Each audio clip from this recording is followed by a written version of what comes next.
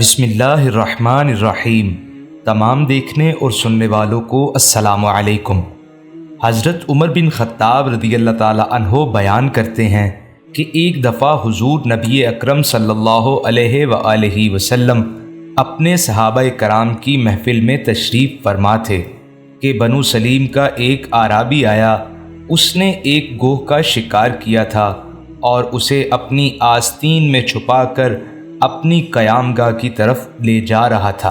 اعرابی نے جب صحابہ کرام کی جماعت کو دیکھا تو اس نے کہا، یہ لوگ کس کے گرد جمع ہیں؟ لوگوں نے کہا، ان کے گرد جنہوں نے نبوت کا دعویٰ کیا ہے۔ وہ لوگوں کے درمیان سے گزرتا ہوا حضور نبی اکرم صلی اللہ علیہ وآلہ وسلم کے سامنے آ کھڑا ہوا اور کہنے لگا، اے محمد صلی اللہ علیہ وآلہ وسلم، مجھے کسی عورت کا بیٹا تم سے بڑھ کر جھوٹا اور ناپسند نہیں ہوگا۔ نعوذ باللہ، اگر مجھے اس بات کا ڈر نہ ہوتا کہ میری قوم مجھے جلد باز کہے گی تو تمہیں قتل کرنے میں جلدی کرتا اور تمہارے قتل سے تمام لوگوں کو خوش کرتا۔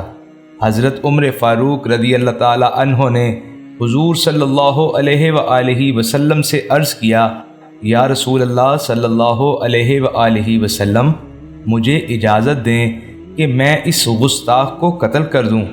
آپ صلی اللہ علیہ وآلہ وسلم نے فرمایا، اے عمر، کیا تم جانتے نہیں کہ حلیم و بردبار آدمی ہی نبوت کے لائق ہوتا ہے؟ وہ اعرابی حضور نبی اکرم صلی اللہ علیہ وآلہ وسلم کی طرف متوجہ ہوا اور کہنے لگا، مجھے لات و عزا کی قسم، میں تم پر ایمان نہیں رکھتا۔ حضور نبی اکرم صلی اللہ علیہ وآلہ وسلم نے اس سے پوچھا، اے اعرابی، کس چیز نے تمہیں اس بات پر ابھارا ہے کہ تم میری مجلس کی تکریم کو بالائے طاق رکھ کر ناحق گفتگو کرو؟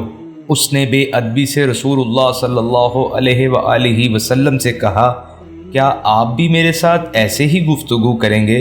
اور کہا، مجھے لات و عزا کی قسم، میں آپ پر اس وقت تک ایمان نہیں لاؤں گا جب تک یہ گوہ آپ پر ایمان نہیں لاتی۔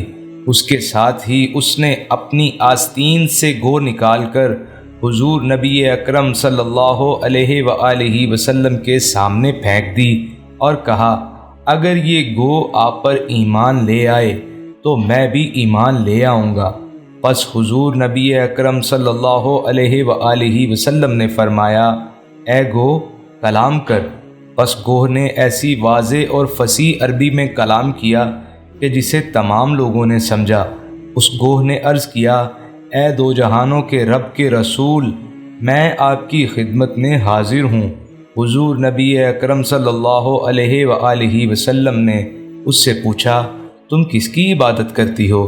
اس نے عرض کیا، میں اس کی عبادت کرتی ہوں جس کا عرش آسمانوں میں ہے، زمین پر جس کی حکمرانی ہے اور سمندر پر جس کا قبضہ ہے، جنت میں جس کی رحمت ہے اور دوزخ میں جس کا عذاب ہے۔ آپ صلی اللہ علیہ وآلہ وسلم نے پھر پوچھا، اے گوہ، میں کون ہوں؟ اس نے عرض کیا، آپ دو جہانوں کے رب کے رسول اور خاتم الانبیاء ہیں۔ جس نے آپ کی تصدیق کی وہ فلاح پا گیا اور جس نے آپ کی تکذیب کی وہ ذلیل و خوار ہو گیا۔ اعرابی یہ دیکھ کر بول اٹھا، میں گواہی دیتا ہوں کہ اللہ کے سوا کوئی معبود نہیں اور بے شک آپ اللہ کے سچے رسول ہیں۔ جب میں آپ کے پاس آیا تھا تو روئے زمین پر آپ سے بڑھ کر کوئی شخص مجھے ناپسند نہ تھا، اور باخدا اس وقت آپ مجھے اپنی اولاد اور جان سے بھی بڑھ کر محبوب ہیں۔ میرے جسم کا ہر بال اور ہر رونگٹا، میرا عیاں اور نہاں اور میرا ظاہر اور باطن آپ پر ایمان لا چکا ہے۔ حضور نبی اکرم صلی اللہ علیہ وآلہ وسلم نے فرمایا، اس اللہ کے لیے ہی ہر تعریف ہے جس نے تجھے اس دین کی طرف ہدایت دی جو ہمیشہ غالب رہے گا اور کبھی مغلوب نہیں ہوگا۔ اس دین کو اللہ تعالیٰ صرف نماز کے ساتھ قبول کرتا ہے اور نماز قرآن پڑھنے سے ہی قبول ہوتی ہے۔ پھر حضور نبی اکرم صلی اللہ علیہ وآلہ وسلم نے اسے سورہ فاتحہ اور سورہ اخلاص سکھائیں۔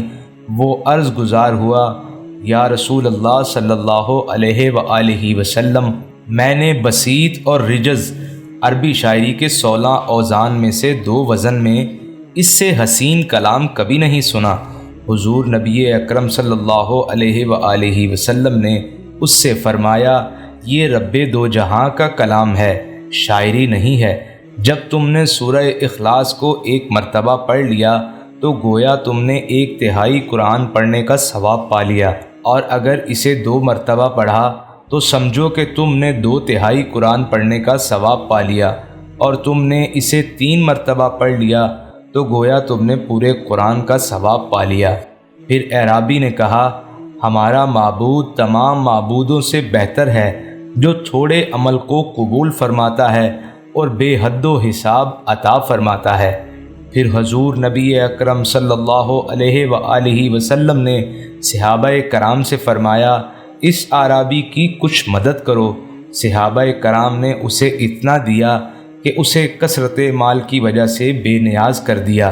حضرت عبد الرحمن بن عوف رضی اللہ تعالی عنہ کھڑے ہوئے اور عرض کیا، یا رسول اللہ صلی اللہ علیہ وآلہ وسلم، میں انہیں ایک اونٹنی دے کر قرب الہی حاصل کرنا چاہتا ہوں۔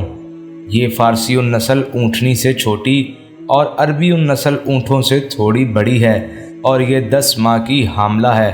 حضور نبی اکرم صلی اللہ علیہ وآلہ وسلم نے فرمایا، تم جو اونٹنی اسے دو گے اس کی تم نے صفات بیان کر دی ہیں، اب میں تمہارے لیے اس اونٹنی کی صفات بیان کرتا ہوں جو اللہ تعالیٰ تمہیں اس کی جزا میں عطا فرمائے گا۔ انہوں نے عرض کیا، ہاں ضرور بیان فرمائیے۔ آپ حضور نبی اکرم صلی اللہ علیہ وآلہ وسلم نے فرمایا، تمہیں سوراخ دار موتیوں کی اونٹنی ملے گی، جس کے پاؤں سبز زمرد کے ہوں گے، اور جس کی گردن زرد جبرزد کی ہوگی، اور اس پر کجاوا ہوگا جو کہ کریب اور ریشم کا بنا ہوگا۔ وہ پل صراط سے تمہیں بجلی کے کوندے کی طرح گزار دے گی۔ پھر وہ اعرابی حضور نبی اکرم صلی اللہ علیہ وآلہ وسلم کی بارگاہ سے باہر نکلا۔ راستے میں اسے 1000 اعرابی ملے جو 1000 سواریوں پر سوار تھے، اور 1000 تیروں اور 1000 تلواروں سے مسلح تھے۔ اس نے ان سے پوچھا، تم کہاں جا رہے ہو؟ انہوں نے کہا، ہم اس سے لڑنے جا رہے ہیں جو کذب بیانی سے کام لیتا ہے اور یہ دعویٰ کرتا ہے کہ وہ نبی ہے، نعوذ باللہ۔ اس اعرابی نے ان سے کہا، میں گواہی دیتا ہوں کہ اللہ کے سوا کوئی معبود نہیں، اور بے شک محمد صلی اللہ علیہ وآلہ وسلم اللہ کے رسول ہیں۔ انہوں نے کہا، تم نے بھی نیا دین اختیار کر لیا ہے؟ اس نے کہا، میں نے نیا دین اختیار نہیں کیا بلکہ دین حق اختیار کیا ہے۔ پھر اس نے انہیں گو سے متعلق تمام بات سنائی۔ یہ سن کر ہر کوئی کہنے لگا، اللہ کے سوا کوئی معبود نہیں، اور محمد صلی اللہ علیہ وآلہ وسلم اللہ کے رسول ہیں۔ حضور نبی اکرم صلی اللہ علیہ وآلہ وسلم تک جب یہ خبر پہنچی تو آپ صلی اللہ علیہ وآلہ وسلم انہیں ملنے کے لیے تیزی سے بغیر چادر شریف کے باہر تشریف لائے۔ وہ آپ صلی اللہ علیہ وآلہ وسلم کو دیکھ کر اپنی سواریوں سے کود پڑے، اور حضور نبی اکرم صلی اللہ علیہ وآلہ وسلم کے جس حصہ تک ان کی رسائی ہوئی اسے چومنے لگے، اور ساتھ ساتھ کہنے لگے، اللہ کے سوا کوئی معبود نہیں، محمد صلی اللہ علیہ وآلہ وسلم اللہ کے رسول ہیں۔ پھر انہوں نے عرض کیا، یا رسول اللہ صلی اللہ علیہ وآلہ وسلم، آپ ہمیں اس چیز کا حکم دیں جو آپ کو پسند ہے۔ آپ صلی اللہ علیہ وآلہ وسلم نے فرمایا، تم خالد بن ولید کے جھنڈے تلے ہوگے۔ راوی بیان کرتے ہیں کہ سارے عرب میں صرف بنو سلیم کے ہی 1000 لوگ بیک وقت ایمان لائے۔